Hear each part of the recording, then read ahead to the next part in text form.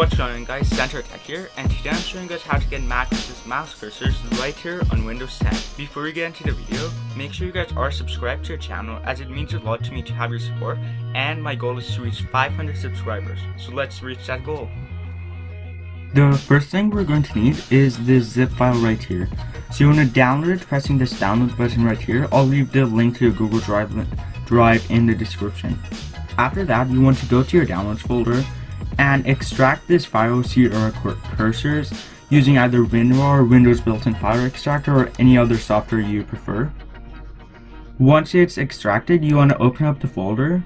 Now this next step is very important.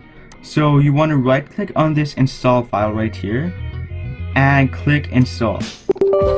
And press yes to do you want to allow this app to make changes to your device. The reason you want to right click on it is because if you open it up just like any other file, any other application, it would just bring up a bunch of code instead. After that, you want to press Windows key plus R, and in the run dialog right here, type main.cpl. This should bring up your mouse's properties. From here, go to pointers, and under the scheme tab right here from the drop down menu, click on macOS Sierra 200. Once you click on that, click apply, yes, and okay. And as you guys can see, I now have macOS's cursors pack right here on Windows 10. Hope you guys enjoyed that quick but very informative video.